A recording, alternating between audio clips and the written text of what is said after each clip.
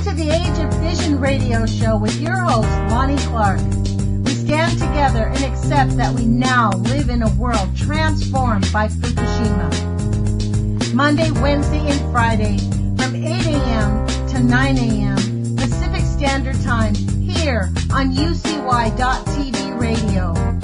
We relentlessly engage every ear that listens. We expose and confront the complete lack of accountability for the nuclear industry. Consider social engineering programs who view our bodies, minds, and souls as assets on a balance sheet. We discuss vital current issues, interview activists, and engage our audience in an effort to allow all voices to be heard. The Age of Fission radio show creates a venue that all will choose. We encourage our listeners to reclaim their power and their courage to take action and save our planet from the ravages of greed and indifference. Our actions matter. Every voice matters. We remind our listeners that happiness is resistance.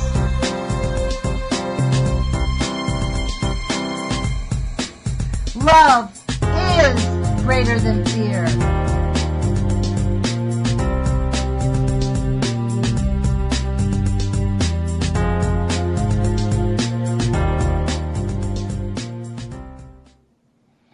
Good morning, UCY.TV radio listeners. This is Lonnie Clark with the Age of Fission radio show.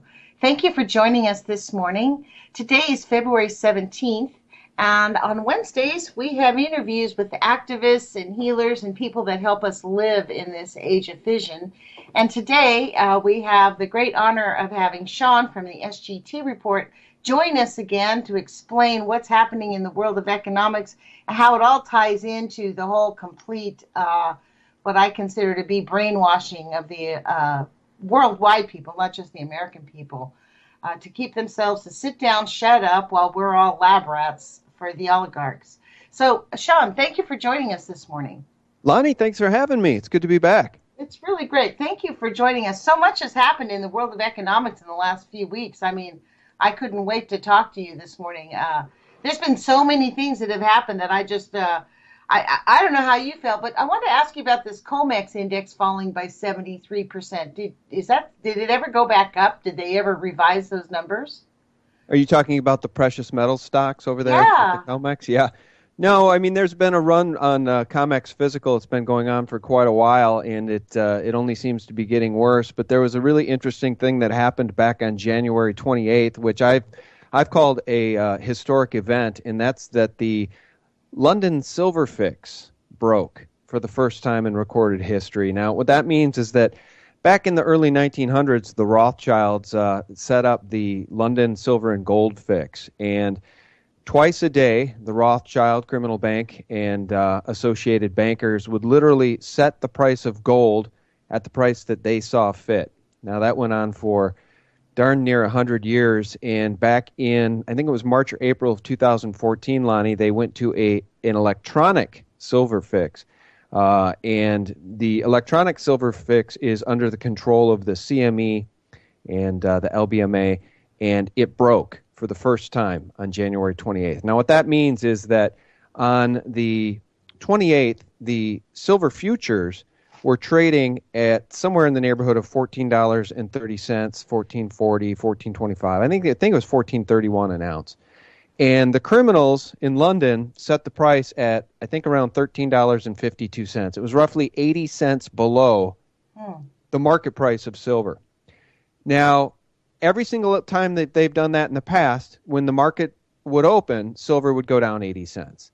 That didn't happen on the 28th. It happened actually for a flash. A bunch of sells cleared, and then the market price went right back up to that 13 or 14.30 area. That's never happened before.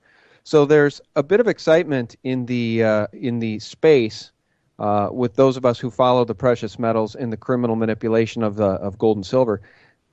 In that, for the first time in recorded history, that London silver fix broke, and the criminals who set the price artificially low did not get the response in the market that they've gotten in the past. And then the very next day, I'm taking that back, it was 6 mining companies that are part of that LBMA quit. Because even these mining companies are getting sick and tired of what is now clearly criminal manipulation of the gold and silver markets. So that was kind of a big deal. So we're seeing a lot of action, and we're seeing a lot of evidence that the control mechanisms that the criminals have been using for decades are finally starting to break. So that was an exciting bit of news, Lonnie. Well, what will be the net result when that really happens? What is the net result for those of us that don't follow the market or those of us out in the economy? What will happen? I mean, how does that affect our lives? Well, the way it'll ultimately affect everyone who's listening is that the dollar will eventually break, because the only thing supporting the dollar is, as listeners I'm sure know at this point, is confidence in the dollar. There hasn't been an audit of the gold in Fort Knox since 1954. We don't know how much gold is really left, because there's so much evidence that the gold that the New York Fed has on store has been hypothecated and rehypothecated, leased out, loaned out, sold over the years. There's been so much crime and criminality on Wall Street and with these banks. Nobody knows how much gold is left. So we don't even know what's in Fort Knox. But ultimately what's going to happen, let me clear my voice here. Excuse me. Right. Ultimately what's going to happen, and the way this is going to affect listeners, Lonnie, is that the dollar is in the process now of being dethroned as the world's reserve currency, the petrodollar. You know, we were taken off the gold standard in 1971 by Nixon. And at that point, the only thing backing the dollar was oil. And all of the nation states were forced to trade. If they wanted to buy oil, they had to trade in dollars. It's the only way you could buy oil. That has slowly over time changed, and over the last few years, it's changed very quickly. Russia and China don't play that game anymore. They buy oil in their own currencies. So what's going to happen is that as the world loses faith in the dollar and confidence in the dollar because the dollar has been so mismanaged, the world is going to stop using dollars. And then those dollars are going to come home, and we're going to see inflation, or ultimately, as so many people like John Williams and other experts, Peter Schiff, have predicted, we're going to see hyperinflation of the dollar. Now, for anybody who's not lived through that, I've never lived through it. We've all been blessed to have not lived through it so far. You need look no further than what's happening in Venezuela right now today. There's a currency crisis with the bolivar in Venezuela, and people are suffering unimaginable horrors as the grocery stores are now empty, as access to medical care is almost nil. People are really suffering, as even the IMF is saying for 2016, Venezuelans can prepare for 720% inflation year over year. It'll probably get worse than that because that's just an official number. So hyperinflation of a currency is devastating to a society. And what we've been trying to inform people about for so very long is one of the ways you can protect yourself from the ravages of hyperinflation and the death of your currency is by owning physical precious metals, physical gold, physical silver. Now, getting back to the comics, getting back to the LBMA, there's so much crime in the system, Lonnie, that it's quantifiable. We know this for sure, that the bullion banks that actually have some gold have leveraged that gold out to at least 100 paper ounces for every 1 ounce in the vault. Now we think it's far worse than that. At the COMEX, it appears to be north of 300 paper ounces for every 1 ounce. And with silver, it's even worse than that. So when this whole system, this whole charade finally collapses, it's very possible that the price you'll see in the real market for gold and silver will be many multiples higher than where it's trading today because of the corruption, because of the criminality, and because those systems of control are starting to collapse. And so when you say hyperinflation, that means that our dollars will not be worth what they're intended to be. Like a dollar is not a dollar, right? Right. Like it'll be like Mexican money where you need thousands of pesos just to buy a loaf of bread. Yeah, that's exactly right. I mean, you may, let's say for the average person, boy, you can't even say that anymore because most folks don't even have retirement savings. If you look at what's really going on in this country, sadly, the middle class is being absolutely ravaged. Pummeled. And A lot of people lost their retirement savings in the last collapse that happened in '08. I know, many people, their retirement savings just took a nosedive and never recuperated. right. Yeah, and it's really sad, but I was just going to make the point that, for so many folks out there living paycheck to paycheck, when you go to the grocery store and let's say you have $150 is your budget for groceries for 2 weeks. I have a family, so it's more than that even for us to be able to feed our family. But let's say it's $150. Once we start to see hyperinflation, that $150, instead of buying 5 full bags of groceries, might only buy 1 bag of groceries. It can get to a point where you go to the grocery store and there's just no food in the grocery store because it's all been bought up. And once hyperinflation hits, the prices are changing so quickly that it starts to hit supply and demand. It starts to hit the supply chain. People aren't getting paid, so they're not delivering. It really, really can bring an economy to its knees, and that's what we're afraid is going to eventually happen. It won't happen anytime, in the next 2, 3, 4 months, I don't think, but I think it will eventually happen. I think that what we're seeing in Venezuela is eventually what we're going to see here in this nation. Well, what are the indicators that that's happening? Like, if you don't think it's going to happen within the foreseeable short future, when somebody, in a year from now, what are the indicators that what might indicate that? Because usually when those types of things happen, doesn't it come like it snowballs? It starts out kind of slow and then boom, all of a sudden it like gets bigger and it becomes a much bigger crisis. Yeah, no, you're absolutely right. And, for me to say that it's not going to happen in the next 2 to 3 months is just me banking on history. So many of us have believed that this crisis, this currency crisis, would have happened by now, and it hasn't. Now, one of the quantifiable things I'll point to is John Williams at Shadow Stats, who's been predicting hyperinflation of the dollar would begin in 2016. He's been saying that for, oh boy, I think going back to 09, 10, right after the last crisis. And he uses the real numbers when he does his economic stats. And, he'll use the numbers of accounting principles that used to be used under the Ronald Reagan administration. So when we hear this government say, oh, things are wonderful and Obama's done a fantastic job because unemployment is at 4.9%, that's fudged data. They don't count the people no longer on unemployment, or the people that have fallen off unemployment. They don't count the people who are no longer looking for employment because they cannot find a good job. What they count are all the part-time jobs and all of that stuff, and then they avoid all of the people who are no longer employed, right? The people who aren't in the workforce. That's number one. Things are much worse than the government will let on because they massage the statistics. Well, they just don't count people. Once you've had your unemployment, you don't count anymore as being unemployed. That's right. And that doesn't speak to the issue of hyperinflation, which is what you were asking. So let me get to that. But that does speak to the unhealth of the economy. And we'll hear all day long the government tell us the economy is great.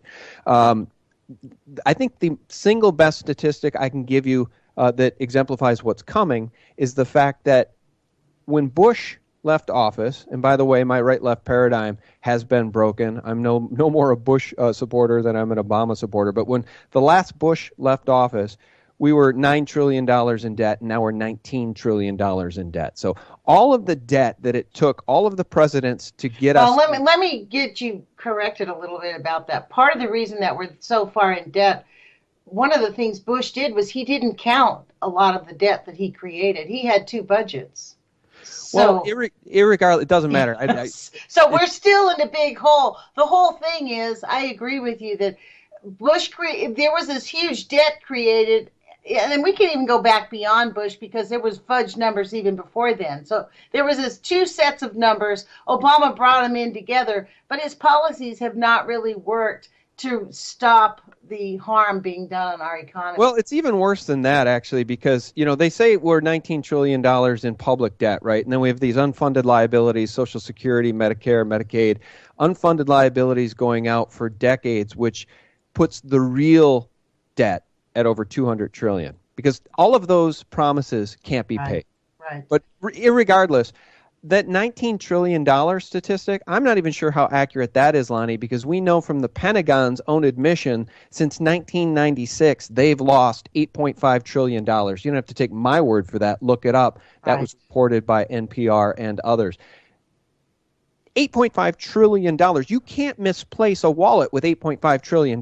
It was stolen. It was looted. Our nation has been looted. So I'm not sure how bad things really are. I think they're probably a lot worse than the government lets on. And the only thing that's been saving us is the fact that the dollar has been the world's reserve currency for a very long time. But that is coming to an end. I mean, unfortunately, I don't say that. I don't revel in that. It's sad because so many of us are going to be hurt. Our way of life is going to be irreparably damaged. And I don't think our children are going to live the same. They're certainly not going to live in the same country we've lived in. But that's changing now. Look at the death of Scalia. Yeah. No autopsy? Well, you know what? I'll be honest. You want me to tell you what I think that's about? I think that they didn't want him to have an autopsy because he was drunk. I think he fell. I mean, if you read what they said, the bedclothes were unmoved and the pillow was above his head, meaning when you fall backwards on your bed and you pass out, you don't mess with the bed sheets and the pillow's right above your head. I think that many a drunk dies of a heart attack. That's what I think. That's my opinion. I mean, he was no friend to the Constitution in my view. I hope he found more mercy when he died than he dished out in his life. Well, I unfortunately think that you and I will have to go to our graves disagreeing about that. But, the point of the matter is that the definition of a banana republic is when the politico-economic oligarchy controls the primary sector productions to exploit the country's economy. And we live in a banana republic. And in a banana republic, you can expect no rule of law. And when one of the highest judges in the land dies unexpectedly on vacation, and there is a coroner who declares him dead over the phone, which I think is illegal, and then they don't demand an autopsy and they immediately embalm him, which would negate the ability to find any toxins or foul play in his blood and in his system. Any thinking person with a pulse would have to look at that if they respect their republic and say, red flag. I don't care if that guy was somebody I hated or somebody I loved, red flag. That's not the way it should go in a healthy republic. So we have no rule of law. Well, we don't really have a health. I mean, what we have It's been is a very sick. We have nothing left that even remotely resembles a republic. And you look. And we don't have anything. The fact that they'll put a criminal like Hillary Clinton in front of us and shepherd her out all day long as somebody who could be a viable leader for this nation, which is pure lunacy. She should be in prison for her crimes.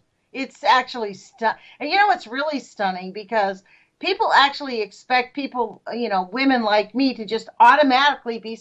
I honestly don't know anybody who is supporting her. I don't know anyone who supports her. So that speaks to the lunacy of our entire political system. It does. Well, I don't know anybody supporting Jeb Bush. He's got to pay people to show up and applaud for him at his events. So you're right. And clap, the famous please clap, And it goes back to that same Bush-Clinton criminal cartel that you and I have been talking about now through the course of our interviews. That's come up because it's evident that Bush Sr., who used to be the director of the CIA, and his father before him, Prescott Bush, was an industrialist banker who attempted a fascist coup of the U.S. government, and he and his buddies tried to implement the help of General Smedley Butler, who blew the whistle on them. And this is all on the record. This is on the congressional record. I know. Bush crime family has a long history of trying to do damage to our nation and roll out a fascist dictatorship, which is now coming into view.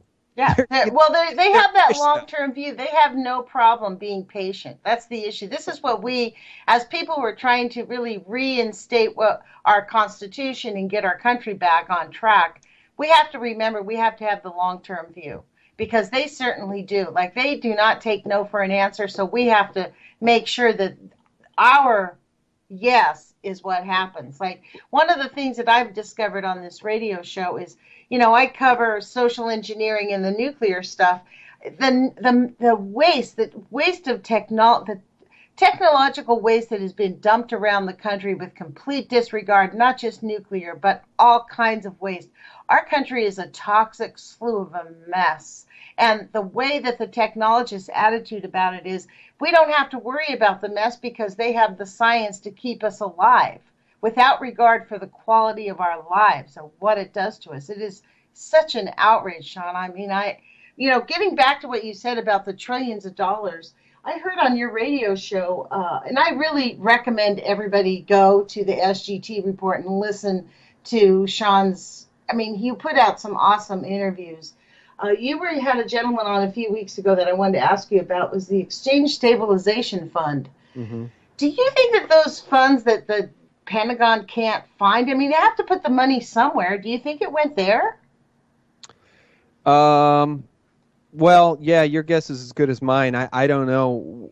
It's hard to say where you'd sock away $8.5 trillion Exactly. without calling attention to yourself. But yeah, that was Rob Kirby you're referring to, and he talks about the Exchange Stabilization Fund being the slush fund that allows all this criminality to go on unabated and unchecked. That kind of made sense because we do have, if anybody hasn't read, it's a really great book called what's it called? The Family of Secrets by Russ Baker. Have you read that book? Yeah, I own a copy. Yeah, that's all about the Bush family, and it documents the crimes of Prescott Bush. So George Sr.'s father, and George Sr., of course, then headed up the CIA, director of the CIA. Yeah, no, these are. See, it all goes back to the bankers. That's the core message that I want to share with people. Is this all goes back to the satanic criminal international bankers who helped set up these intelligence agencies. They control the whole paradigm. They make the funny money on their fiat printing presses, and they bought up everything that's meaningful. I mean, George Carlin said it best. They bought up anything that has value they own, and it's their game. It's an old club, and you and I ain't in it. We ain't in the club. We're their little lab rats. The big club, and you and I ain't in it. Right. We're assets on their balance sheets. That's really what it is. Yeah, and I think our situation is becoming more and more desperate by the day, and I've always been one who's tried to look at it, in terms of the way I report on these things, as cup half full, because, we want to stand up, we want to use our First Amendment rights to try to take things back, educate our friends, neighbors, and colleagues. But the sad truth is these people are so criminal and so diabolical, and you're right, they have such a long view, that it's so easy for them to destroy the Constitution, the Bill of Rights, the rule of law, because it's so much harder to be honorable and to stand up. And the example I keep coming back to is, what is easier? Is it easier to plant and nurture little baby trees and grow a forest? Or is it easier to burn that forest down? Because all these people have to do is burn the forest down. Right. And that's what they're doing. Right. And it's going to take us so much longer to try to replant and rebuild and re-nurture that forest, and make it healthy. It's actually just the forest of humanity. Let's just be clear. They're not just destroying our environment. They're destroying our species, every species on this planet. They're destroying our environment in a place where we can live. I mean, we really literally, look at St. Louis, and in Flint, Michigan, there are tons of them across the country. One of the things that made Patty Amino very famous, was that she refused to give up in a little tiny town in Pennsylvania and sued the American government over nuclear waste from, a nuclear processing plant. And if you really dig into her story, it's very interesting because, yeah, sure, she won several $1 million for a handful of people in the late 90s, but the reality is they never got the companies just fought and litigated until half the people died, and the remaining people that finally did get some funds, all their money's going for medical care. They're not like rich people. They are people with serious medical conditions. So, we really seriously have got to face this and call these people out and hold their feet to the fire and demand agencies like the EPA and the NRC stop protecting the corporate criminals. Yeah, no, you're right. We could bridge over to some of this environmental stuff if you like, because I was just speaking with your friend Libby Halevi from Nuclear Hot Seat. And actually, after this interview with you, I'm going to be uploading that interview that I did with her to my YouTube channel. And, just to segue into that topic, let me just play this soundbite for you from Libby. Here it is. They will never have this cleaned up. There is no technology that exists on Earth. Of course, the ongoing radiation is in the water in the Pacific Ocean. It's a real solid supposition that it is at least a major contributing factor, if not the sole reason, that we are seeing such extreme die-offs of marine life. Yeah, so, the Fukushima nightmare continues unabated, and we don't hear the Mockingbird mainstream media in this country talk about it at all. Nothing. Same thing. I mean, we have our own catastrophe right here. I really believe that St. Louis is on par with the catastrophe in Fukushima, and nobody even mentions it. I mean, nothing. It is that's because as you call them, the mockingbird media. They own the nuclear industry, so they have complete control over what's been said. So nobody can go on television and say radiation, Fukushima, nuclear pollution. That is not even allowed. Look, CNN over the weekend. Did you see that report that CNN reported about Indian Point? They on television they literally said New York has elevated levels of contamination in the water. They did not say Indian Point looks like it might be melting down. You know what I mean? I saw your video when you're walking by the river. I think you posted that yesterday. You asked the question. I wonder if it has melted down or is in the process of melting down, and they're just not telling us. And that is entirely possible because, I mean, they're not telling the American public about the dangers of Fukushima. And now we know from uber criminal Hillary Clinton's emails that were on her private server that she was well aware of the dangers of Fukushima and warned her staff. Right. While going the next month to Japan and promising the Japanese minister that we would not test our food for radiation. And in fact, 5 years later, the United States is the largest importer of food from Fukushima. Yeah. So we need to be careful. If you buy green tea, make sure you know where it comes from. If you buy peaches, make sure you know where it comes from. I mean, it is very dangerous. They are really seriously, without regard to human life, ignoring. And there is conversation. I've read several articles in the last 2 weeks, Sean, and you probably are not shocked to hear this, but there are people out there writing op-eds saying that we can't turn our backs on nuclear, it's too important. That really, they mention that Chernobyl was the worst catastrophe in the world and don't even bring up Fukushima. They say what Fukushima showed us is that radiation just isn't that bad. The Japanese people are learning to live in Fukushima. It's not that bad. That's unconscionable. I mean, we're talking in magazines like Atlantic is where I saw an article, the New York Times. I mean, in just the last few weeks, they're doubling down, attempting to convince people that radiation just is not that bad. Well, I've learned from you about this little thing called hormesis, which means radiation is delicious. Right. And the NRC has not made its decision yet, which I honestly I believe in my heart of hearts that they will accept the new format of hormesis, if nothing else, because then they do not have to keep track of it the way they do now.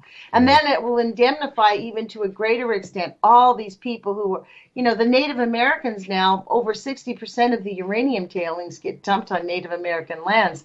Native Americans are very sick. Their children are having serious issues. But they're, it's that double standard. Well, you're a separate nation, so we have no responsibility. So it is really genuinely. This is the thing I can't understand, Sean, and maybe you have a greater grip on this one.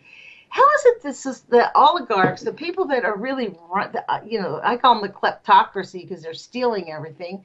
I mean, how is it that they have no regard for even their own well-being when it comes to technological pollution all over the world? Yeah. Libby said the same thing, and she said, it's funny, these people think that they have a free pass, and there will be no free pass. Of course, she said, barring any hidden technology or hidden, medical assistance that they may have. If there's some, anti-radiation tablet that they've taken, that somehow neutralizes it for them. Unless that's the case, these people are all going to be affected. See, I think it's pure insanity at the very top of the heap at this point. These people have been, you know the old saying. Yeah. Money, for the love of money is the root of all evil. It's not money that's the root of all evil. Money's, you got to have some sort of currency with which to buy and trade, even in honest transactions. But these people have a love of money that has truly turned them into monsters. They want to eat up and control the whole world. And yeah, it's the Caligula sadly, I guess syndrome. they don't care if they destroy it in the process.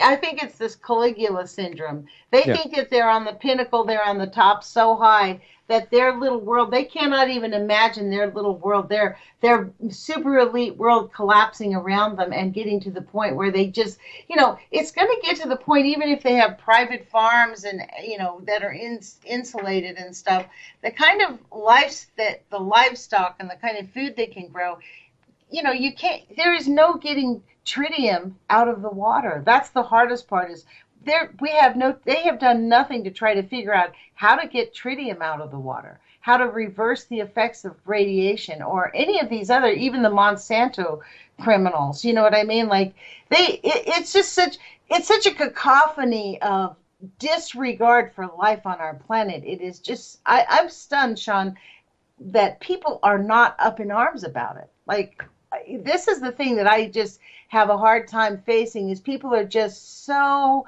passive and say, well, there's really nothing we can do, which is, if you do nothing, there's nothing you can do. Yeah. So I'm sort of stunned at it all, Sean. I mean, obviously we come from different backgrounds, but for me, like even this whole argument in our country of the arrogance of thinking that our country is the only country that we have a right to every single asset on this country. If you listen to the double talk, I was listening to the 2017 presidential budget request for the Air Force.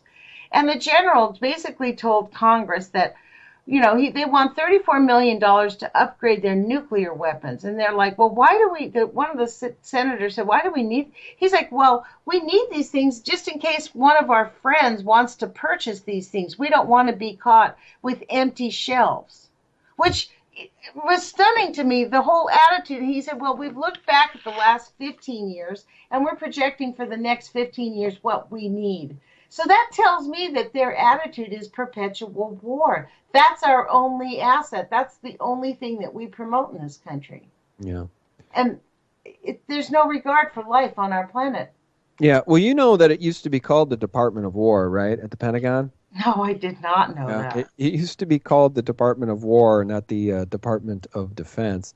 And It was the father of propaganda, Edward Bernays, who advised them to switch that up. So, yeah, no, it is a perpetual war machine. And getting back to what you're talking about people being, I don't know that you said passive, but people standing down to this tyranny. The problem is that it gets back to that whole burning down a forest analogy or metaphor, which speaks to the insanity of the multiplicity of the level of the insurmountable problems. I mean, it's like you're a nuclear activist and you're busy all day on that. Well, how about the people that are the anti-GMO activists? Right. They're busy all day on that. How about the people that are the anti-vaccine, mandatory vaccines people who are trying to combat Jerry Brown's SB 277 mandatory vaccinations for your kids with the government trust us with the government-sponsored needle? That's a full-time job. How about the people that are trying to combat these criminal central banks and the destruction of fiat currencies around the globe? That's a full-time job. It goes on and on and on and on and on, and there's too many things. There's too many terrible things going on for any of us to stand up against all of them. And so now we're all these sort of divided camps. You've got these activists working in certain areas, and each area is very, very critical. Like the GMO area is extremely critical. Extremely, yes. But who's got time to, deal with that all day long? Or even the nanotech technology. Jules on First Cup in the Morning, she reads about like the nanotech, the bioengineering of human beings, how they plan on just replacing us with computers and bioengineering the future humans. I mean, that it seems to be very apparent that's real on their agenda. They know that they're going to have mass deaths. They know this. We're not going to go 20 years without mass death from the pollution that we have in our nation and around the world. I mean, it is actually jaw-dropping at how blasé people have gotten over the lack of human fitness. But I mean fitness, our ability to reproduce and thrive on our planet. Yeah. Well, now you're sort of getting into that area of eugenics, and we have to ask how much of this is being done on purpose. And I think that the evidence can suggest that most of it is being done on purpose to the degree that they're harming people and they're culling the population. There is a depopulation agenda. the United Nations in concert with Bill Gates and his vaccines initiative, doing lots of damage. The Indian government is trying to hold Bill Gates responsible for the damage that he's done through his vaccine programs to tens of thousands of children, deaths, maladies of all sorts due to his vaccine initiatives. And, now we see this Zika virus rolling out. Right. Well, that's an engineered, I think, a biolevel 2 virus that is owned by the Rockefeller Foundation. It certainly did not cause the microencephaly. And I think that might be the cover story. There may be something else going on causing that. And but again, the depopulation agenda, the people, the elites at the very top, would love to call the population. They've been actively trying to call the population through war, through disease, cancer, vaccines that are not always helpful and very often harmful. So there's a eugenics movement and a depopulation agenda that's at play here, and you almost have to wonder if that's not part and parcel to the whole Fukushima event. Right. Well, you can't tell me Fukushima couldn't have been prevented. Or even stopped if it, I mean, this is the thing, though. It's that 90% rule that I always come back to. They've expanded that. The UN in particular is one of the worst criminal entities on the planet. The UN actually allowed the IAEA to have censorship authority over the World Health Organization, to the point now where, I honestly believe that, the uranium mining started in South America and in Brazil, in that little town that started having all the microencephaly in 2012. So it's not outside the realm of possibility that the UN looked at the increasing levels of microencephaly through its physicians at this problem and said, to find a reason why we're having microencephaly, but you cannot look at radiation as a possible cause. And that's how they came up with this ridiculous idea that the Zika virus caused it. We don't know that for sure because guess what? There's studies on these things. They're completely held, very closely held, and extremely expensive if you want to get a hold of them. And to find out how people set up their experiments, those kinds of things are not even possible. But, the UN is an intentionally designed thing to control. I agree with you wholeheartedly, to control the population, because they've allowed this nuclear problem to get so out of control. It's the reason, John Goffman said that the way that the United States government, the military, the IAEA, and the Atomic Energy Commission, which is now the NRC, they regularly, in all of their documents, deny radiation causes harm and underreport the negative effects of radiation by 90%. So they have expanded the 90% rule into all of the technologies, everything, nanotech, GMOs. They regularly deny that GMOs cause harm. And they just, people are just beginning to accept the fact that their children get cancer or that they're born with these genetic defects. Like, I have no reason, I have no idea why my daughter was, they'll say, my daughter was born with a hole in her heart. And I'm like, well, what caused that? Well, I don't know. It wasn't in our family, but the doctor said it's probably genetic. So they just swallow that information and blame themselves. It's insanity. I mean, this is the hard part, because people like you and me who are actually reading reports and reading into things and doing investigative reporting as citizen journalists, we're considered extreme. That's the shock about it all. We're considered the people that are like, don't trust our government, that we're, attempting to make people feel uncomfortable. I don't want to make people feel uncomfortable, but they ought to. Well, people need to understand where that label comes from, too, though, and it comes from the Pentagon, and it also comes from the Southern Poverty Law Center, which has done a good job, I think, over time, labeling people who are in favor of the Constitution and the Bill of Rights, people who would have a Don't Tread on Me sticker on their car, people who would have a Ron Paul sticker on their car. This is from their own talking points when Ron Paul was running for president. These people are extremists, and they sent out press releases and updates with their partners at the FBI, and then that went out to law enforcement around the nation. These talking points that you need to keep your eye out for domestic extremists, and one of the ways to identify a potential domestic terrorist or domestic extremists is to listen for words about the Constitution, the Bill of Rights, the Founding Fathers, to look for these stickers on people's cars. This is absolute lunacy, but it speaks to the ability to manipulate those who may not understand history and are already dumbed down and drink the government Kool-Aid all day long, which I think some of the people in law enforcement and the military do. It speaks to their ability to be manipulated by organizations like the Southern Poverty Law Center that would put these talking points out. So it should come as no surprise now that they're calling activists who would be speaking out against vaccines, the dangers of GMOs, or even growing your own food. I saw an article yesterday that in some training manual for the CIA and the FBI, they're looking at people who grow their own food as being considered extreme. Yeah, that's right. But see, that's what they're doing, though, is that they are spinning. See, we now live in a society where white is black and black is white, up is down, right? It's very Orwellian. War is peace. They've literally flipped the narrative to the point where people, I think, are so confused that it's starting to wake people up. I mean, more and more people are waking up, which I think is how you can explain some of this support that Trump has, when he probably will just be another oligarch as well. But he has a tendency to get up and speak some common sense.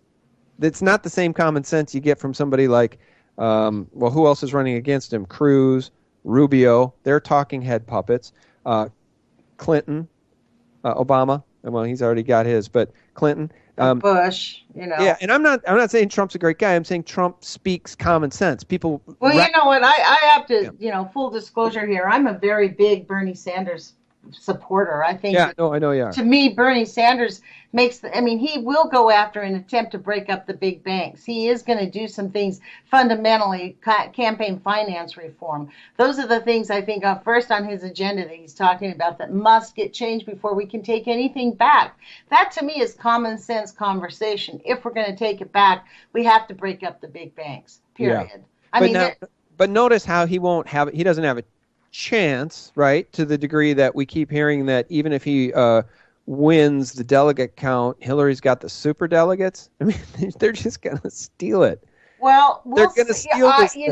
They will be sadly mistaken, because we will have President Trump if that happens, because there are going to be many people like me who will not follow Bernie Sanders to support Monsanto. I can't call her Hillary. I have to call her Monsanto Clinton, because I just can't. I cannot. Or Goldman. You can call her Goldman Clinton, because she received $675,000 for 3 private speeches to Goldman Sachs. Now, Goldman Sachs is one of these criminal banks about which I speak. Okay, so at that top of the pyramid, you're dealing with Rothschilds, Rockefellers, Goldman Sachs, J.P. Morgan Chase, Bank of International Settlements, IMF, HSBC. Goldman Sachs is right up there. Goldman Sachs is part and parcel to the enslavement of the people of Greece, right? You've got former Goldman Sachs people all over the world in power. So Goldman Sachs paid her $675,000 to come and give I call that legalized bribery, by the way. Come and give us speeches. Give us a speech. We'll pay you $225,000. Now, you don't think that she owes them favors? Well, same thing with Saudi Arabia. She took several $1 million from Saudi Arabia and Bahrain. What do you think that they want with her? You know what I mean? Like, this is the shakedown. This is what's coming out in this election, is how the national parties are really manipulating the end result. I mean, the way that the national party, the DNC, responded to Bernie Sanders winning New Hampshire was they changed their rules so that the DNC can spend money supporting Monsanto Clinton, because she gave them something like $23 million. So now they're allowing that $23 million to be used on her behalf. Outrageous, but it's just such an outrage, though, shakedown. But the interesting thing about this year's election is the curtain is being pulled back. You talked about earlier the left-right paradigm. It's not just the left-right paradigm the curtain is being pulled back. It's being pulled back to show us that we have a two-party system that's run by the same person. It's run by the same interests. So that's why no matter who we elect, they click their heels and say Sig Heil, and we turn around and we're all super screwed, 3 months later. Yeah. I mean, I think that's people's fear about even Bernie Sanders, or Trump, anybody that, I mean, we already know that Cruz, Bush, Rubio, any of those guys get in, they're just going to do as they're told. They have no innovative ideas. Right. So even if they attempted, like they're just obedient servants. Whereas Trump and Sanders represent people who say that they will stand up to the Pentagon, say they'll stand up to the bankers. It's going to be an interesting thing if either one of those gentlemen win, to see how quickly they do the backflip and turn around and stab us in the back. Yeah. Well, I told a former colleague about a year ago, it's longer than that now, a year and a half or two ago, I told her what they're going to give us. You watch, because she told me who she was rooting for, and who she was hoping would run for president, and et cetera, et cetera. And I told her, well, it doesn't really matter, because my experience based on the whole Ron Paul thing is that the GOP will steal the election and give it to who they want to be the nominee. And I told her, get ready. What they want to give us is Hillary Clinton or Jeb Bush. That's it. And you know what's going to happen? The Jeb Bush thing has not played out. I don't see that happening at this. I think they will. I think Jeb Bush they're going to figure out a way to steal it for Jeb Bush. I guarantee you. This is how deep I think it is. And I mean, I agree. I'm super cynical on this one, but I would not be surprised if it's Jeb Bush, Clinton in the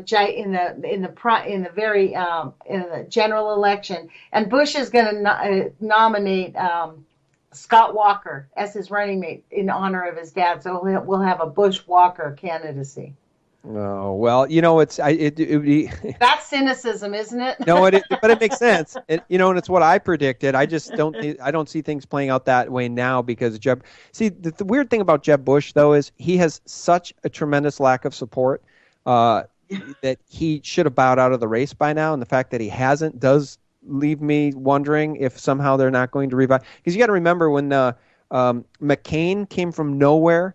When McCain ran for president that last time around, when he ran for president, in the time running up to him becoming the GOP nomination, he was a has-been. No, right. He had no support. He wasn't polling well. He was always out of 12 people. He was mentioned 12th, and then out of nowhere, there's this renaissance, and the mainstream media start talking about what a hero he is, and then suddenly he had all this backing, and suddenly he's the nominee. That's how I knew that whole thing was fixed. I mean, this was a guy that nobody cared about. It's going to be very interesting, because you notice his numbers are creeping up. New Hampshire, he did better. I mean, honestly, it's going to be very. I wonder if Americans are going to get out their pitchforks when these two parties steal their elections. You know what I mean? Like, at what point do Americans say, wait a minute, we want real... I mean, they treat us like we're South Africans or some third world nation where we really don't have a say in the matter, but you can go ahead and vote, but really there's, don't even think about hiring anybody who will stand up to the oligarchs. I mean, it's so blatant, Sean. That's the shock of it all. It's just pure blatancy. Yeah, and it's a multi-vector point, attack on us, right? It's not just our food and water. It's not just our air. It's not just the nuclear issue. It's not just GMOs or vaccines. It's our money, too. I mean, they're literally coming after our money. This is something that I wanted to share with you earlier, and we didn't get to it, so I'm going to come back to it here. This is Larry Summers. You might recall Harvard alum and former Assistant Treasury Secretary Larry Summers, who has come out now, and of course he's backing up his counterparts over in Europe who are saying they should ban the $500 euro because it would help prevent criminality. Now you have to remember all the criminality comes from these international banks, including the drug money laundering, for which they've been fined billions of dollars. But Larry Summers is now coming out and he's saying we should kill the $100 bill. And he's making the claim that somehow that would help curb corruption. Yeah, I saw that last night on mainstream media. They're really pushing it because they say there's too many fake $100 bills. Do you know what? Yeah, okay, but do you know the real reason they want to do it? The banks are in so much trouble, right? And they're leveraged with derivatives to the tune of many trillions. For instance, Deutsche Bank has over $55 trillion in derivatives, and Deutsche Bank is in a tremendous amount of trouble, and the whole world knows it.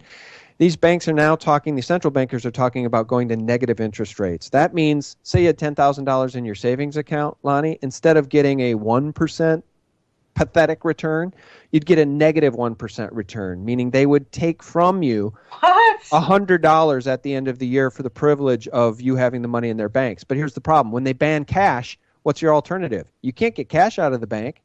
So by eliminating the $100 bill, people need to understand how bad this is. Imagine all the trillions and trillions and trillions in debt we are and all the trillions that have been printed into existence.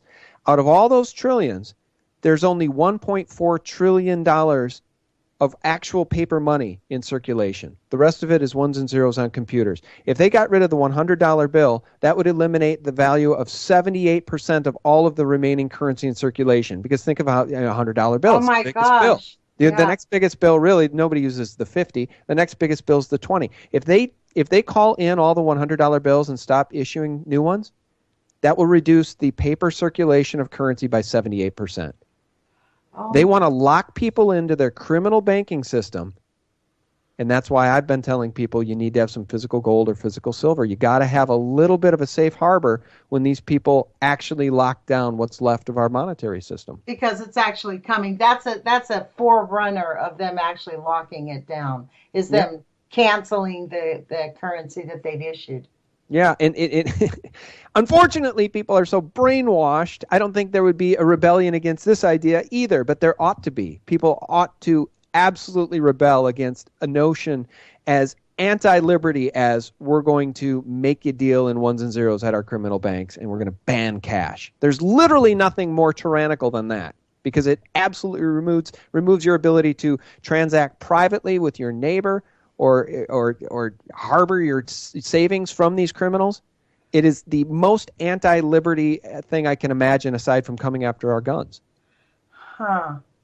That's an interesting, that whole thing of them banning cash, because I actually read a really brief article in the Wall Street Journal. It was a quick article that was talking about they're mulling around the idea of making it illegal for people because of this run on gold. This is what they said, run on gold. There's some legislation going around to make it so that people can't have stashes of gold or silver. Well, actually, that is cited in this article here, too, because now you got to imagine if they banned cash, they would cause people to go into physical silver, and physical gold, right, as a last safe harbor. And this article does bring up the supposition that it's possible that then the government would try to ban gold, as they did back in the 30s, and require people to turn in all of their gold to the government. And I guess that's possible. But again, we're on a slippery slope to absolute tyranny, and I think that there are a couple of markers along the way that would cause a rebellion, and that might be one of them. Certainly coming after the guns, that's one of the markers. Mandatory vaccines is another marker, and then banning cash and coming after precious metals would be another marker. At some point, they're going to cause a revolution because of their overt tyranny.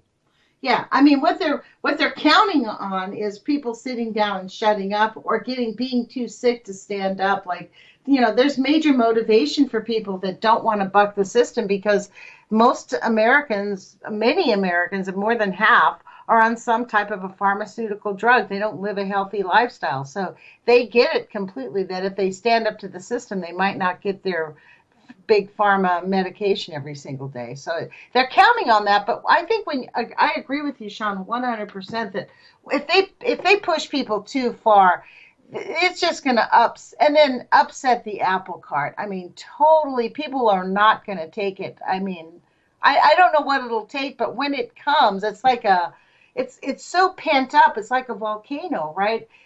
Americans have just been corralled in, and I think that we are going to see, if they really push it too far, people are just going to sit down and say, no, we can't. It's not. I'm waiting for that day when people actually join hands and say, we're not taking it. We need our country back. And we're getting to the point where it's really becoming critical, especially because of the pollution that is in our country. Because, as I said, I would strongly suggest that everybody go to homefacts.com, HOMEFACTS.com. Put your address in there and find out exactly where the pollution is in your neighborhood. That website lists fuse wrap places and brownfields You know what brownfields are? This is an interesting. A brownfield is a potential area of contamination that hasn't been marked by fuse wrap yet. So there are places that we have cited in our country, and our whole country. This is how I really discovered how deep the pollution is, as I found this website to tell me where the nuclear pollution is, and oh my gosh, it's unimaginable. Well, the neglect that's happening. Yeah, and you and I, we haven't even touched on the fracking nightmare. Yes. You want to talk about an out-of-control industry that's absolutely devastating the environment. I mean, my God. And now we're finding out that the byproducts of these fracking operations are radioactive water, contaminated water. Right. Well, that's the secret ingredient. That's the why they kept it secret. You know, Cheney was quite clever. He kept it secret, and I've guessed this for many years. The secret ingredient in fracking is nuclear energy. They're down there blowing up the earth with little mini nuclear bombs. It's and I'm going to have somebody on next month in April, the first week in April, to talk about the fracking. A guy from Oklahoma contacted me that, they're having 4.8. They're tremoring all the time. His land dropped 4 inches. Yeah, they're having earthquakes, fracking-induced earthquakes, but of course the powers that be are denying the fact that fracking is causing any of these earthquakes. But it's undeniable at this point. I would advise people to check out a really good YouTube channel, Dutch Since. He reports on this and does so quantifiably. This isn't conjecture; it's provable that these inevitably the epicenters of these earthquakes are within a mile of these fracking operations. Almost every time. I mean, it's been really shocking. I mean, so Sean, we are coming up. We have just a couple minutes left. We're at 2 minutes left. I wanted to give you the chance to talk about anything that we haven't touched on here that you might have wanted to discuss. Well, I appreciate you having me on. I mean, one of the nice things about being able to speak with a like-minded person and having an audience of like-minded people listening is that, we don't often in our daily lives get to express these feelings with our friends, neighbors, and colleagues because most of the people around us, Lonnie, are not equipped with the language. They don't know what fracking is. They sure as hell don't know what Fukushima is at this point. They don't understand fiat central banking. They don't understand the manipulation of currencies. They don't understand currency markets, the COMEX, the LBMA. They don't understand mandatory vaccines and the dangers. They don't know anything about GMOs. Some people do. Some people know a little bit about a few of these things, but most people aren't equipped to have a conversation like the one we just had. So I really appreciate your intellect and your ability and your willingness to explore these topics because our time's running out, guys. So I guess I would advise anybody who's listening, sure, check us out at sgtreport.com so you can find out real news on a daily basis because you're not going to get that from CNN or CNBC or NBC or Fox News. Visit us at SGT Report for real news 24/7, but then take activism seriously. Get involved in one of these areas. Either jump on the nuclear, anti-nuclear bandwagon with Lonnie, or get into my camp and start talking to your senators and congressmen about the death of the dollar and the fact that we should have a return to gold and silver as real money. Let's combat these lunatic mandatory vaccination laws. That are now in the process of being set with the precipice or the precedent having been set with SB 277 in California by Jerry Brown.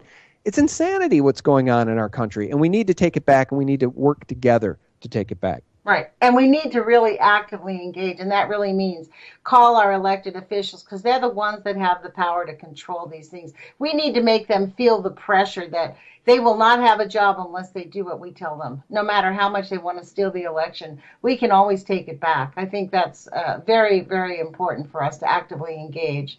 And, we don't have to all have the same political views, but guess what? We all live on one small planet and one small little tiny earth that is spinning around in the world. So, Sean, thank you for joining us. I really appreciated the conversation this morning. Do check out the SGT report, you guys. Put your courage feet on and please do take action. Our actions do matter. And I will see you guys on Friday. Thank you, Sean, for joining us. Yeah, thank you, Lonnie. Okay, take care.